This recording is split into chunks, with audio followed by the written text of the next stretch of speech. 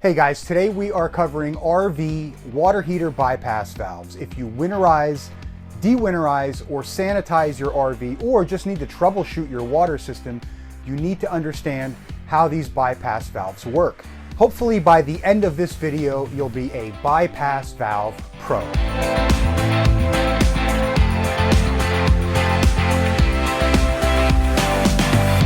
First, it's important to understand why RVs come with water heater bypass valves. One winterizing process involves pumping antifreeze through the plumbing system, but we can drain the water heater separately from the rest of the system. Therefore, there's no reason to put antifreeze in the water heater. Also, the lining of an RV water heater is made of metal, and certain types of antifreeze can react with that metal and damage the water heater. This also applies to sanitizing the RV freshwater system. The most popular sanitizing solution includes bleach, and bleach is caustic to metal. So simply put, the RV water heater needs to be essentially disconnected from the rest of the plumbing system to complete those processes. And that's why RVs come with bypass valves at the water heater.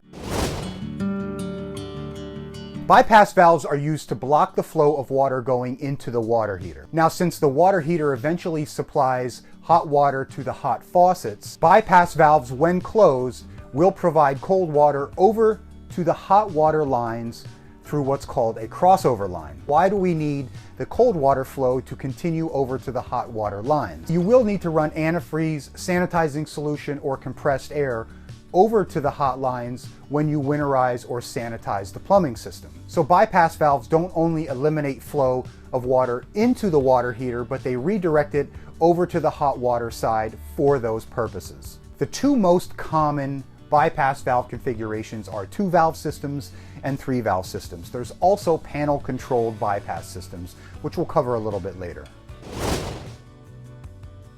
2-valve systems look like this, and they use 3-way valves. So let me explain how a 3-way valve works before we get into the configuration. A 3-way valve has 3 connection points: here, here, and here. And the valve handle is able to point to 2 of them. One position will always be towards the middle connection, and the other position will be at one of the end connections. The connection at the end that the valve handle points to is the constant connection, meaning no matter which way the valve is turned, there will always be water flow through that connection. The middle connection and the end connection are what I call variable connections, which means we can direct the flow of water to one of those connections depending on how we turn the valve. When the valve handle is turned towards the constant connection, the valve handle is in line with the other end of the valve, and it will allow flow straight through from here to here, while the middle connection is closed. When the valve handle is turned towards the middle connection, it will allow flow from here to the constant connection here, while blocking flow here. Now that you understand how a 3-way valve works, let's talk about how it applies to a bypass configuration. On a 2-valve water heater bypass setup, you have cold water coming from either the fresh tank or the city connection in through this line here. When the valve handles are pointed towards the water heater, that cold water is directed into the water heater where it is heated and sent back out to the hot faucets through the hot water exit lines. No water flow is allowed in this direction. This configuration is your normal operating mode when you're camping. To bypass the water heater on a 2-valve setup, turn both handles in line with the curved hose. Cold water is then directed through the curved hose, which is also called the crossover line, and around to the hot water faucets, while all flow into the water heater is terminated. This is the configuration for bypass mode on a 2-valve setup. A 3-valve setup uses 3 valves instead of 2, but it eventually does the same thing. You'll instead see stop valves used in this type of configuration. A stop valve is simple. The valve allows water to flow through when the handle is positioned in the same direction or parallel to the line.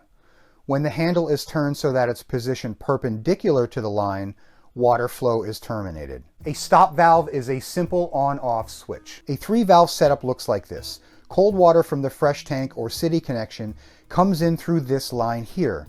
This line just continues the cold water flow out to other faucets, so you don't have to pay much attention to that one right now.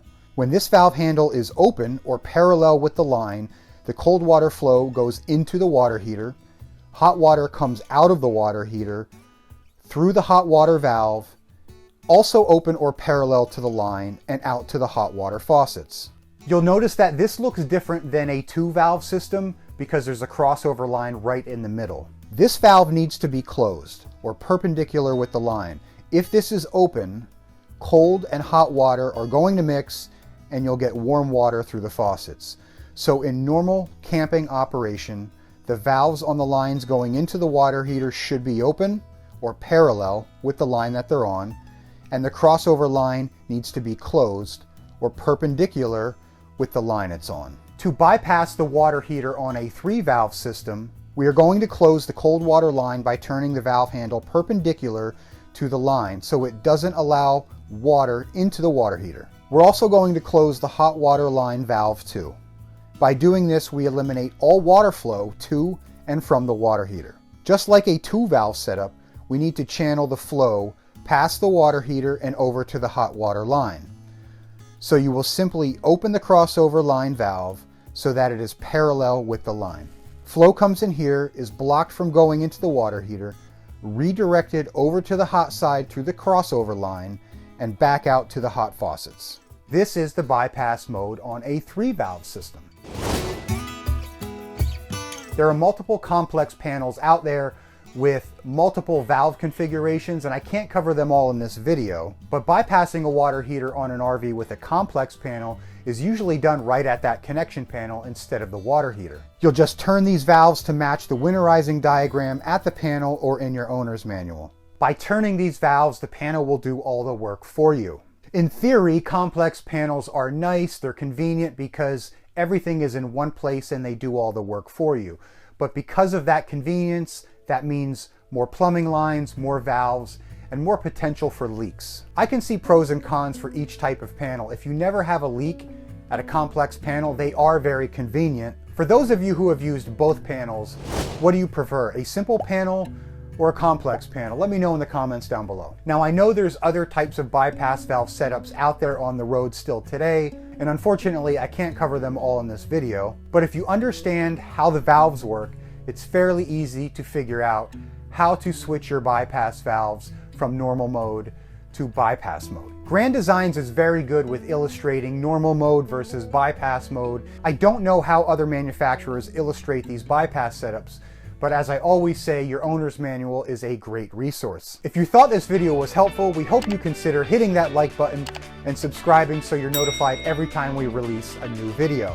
Thanks for watching, guys. Until next time, happy camping. See you soon.